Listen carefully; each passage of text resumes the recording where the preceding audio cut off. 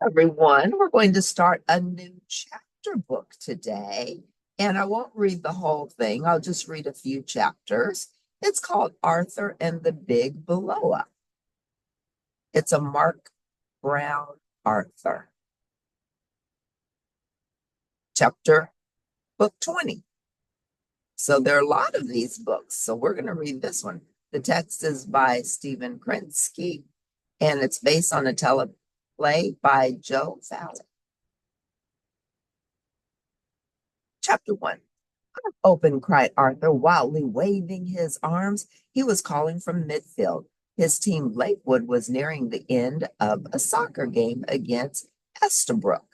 The Lakewood team included Buster, Binky, Sue Ellen, Francine, and The Brain.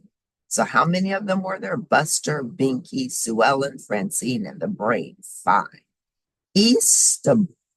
I'll say Estabrook had scored first, but the lead hadn't lasted. Lakewood had tied things up at the end of the half. Buster saw Arthur waving and waved back. Oh, he realized suddenly, Arthur wants me to pass. Buster kicked the ball downfield to Arthur. Arthur took a step back to get it, but the ball sailed over his head. He had no chance to reach it, but Francine did.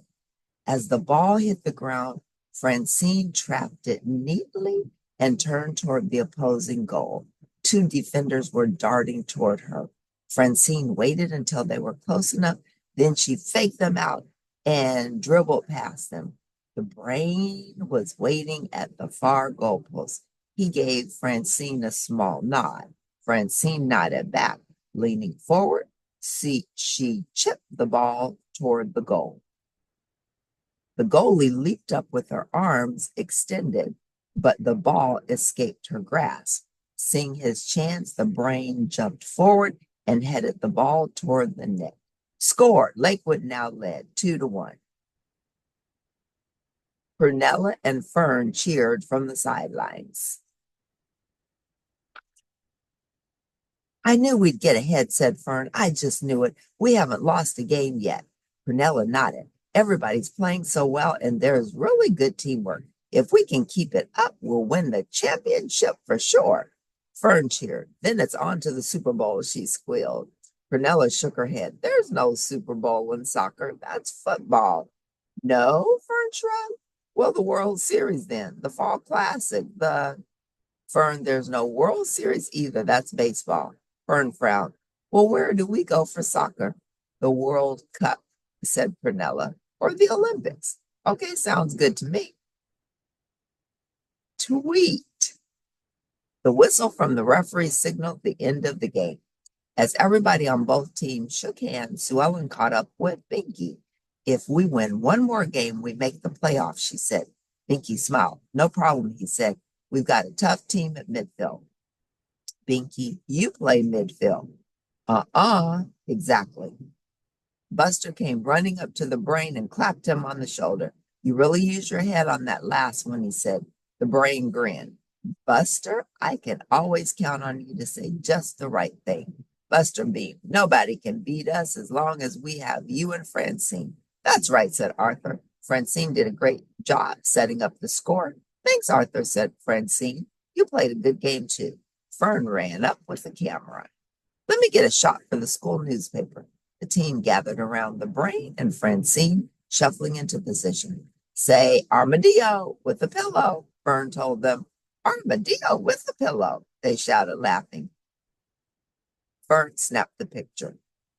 I love the way the team was encouraging each other and telling each other how well they did, and they can keep it up. So that's good. It's like always build yourself up. Okay, let's read chapter 2, and then we'll stop. Even though the team was doing well, everyone knew how important it was to keep practicing. So they got together the next afternoon to scrimmage. The team split into 2 groups. Francine was the captain of one. The Brain led the other. Buster kicked the ball downfield. It bounced off Arthur's stomach and landed near his feet. Arthur, I'm open, cried Francine. Arthur's stomach hurt, but he took a deep breath and kicked the ball toward her. Nice pass, said Francine, taking the ball. She began dribbling down the sideline. Hey, out of bounds, shouted the brain, running over. I am not, Francine insisted. Look at my foot. The brain pointed at the line. Your foot was over the line. You just moved it back.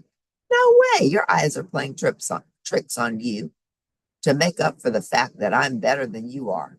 The brain stiffened. There's nothing wrong with my eyes. You're the one who can't see right. Oh, yeah. This argument went on and on. The other players sat down to wait it out, all except Binky. He remained standing, bouncing the ball on his head. 3,478, 3,479, 3,478. I wish I'd brought a book, said Buster. Arthur yawned. Ah. He looked over at Francine and the Brain, who showed no signs of letting up. That's not true, it is. Hey, guys, said Arthur, I've got this amazing idea. What do you say we finish the game? Binky caught the ball. Yeah, he said, my head's getting sore. The Brain folded his arms. Obviously, we're not going to settle this ourselves. We need an arbitrator. Oh, what? Asked Francine. A kind of judge, someone we trust. He looked around. You saw what happened, Arthur. You make the call. Me? That's right. Arthur tried to think back. Well, at first it looked like her foot was over the. Come on, said Francine.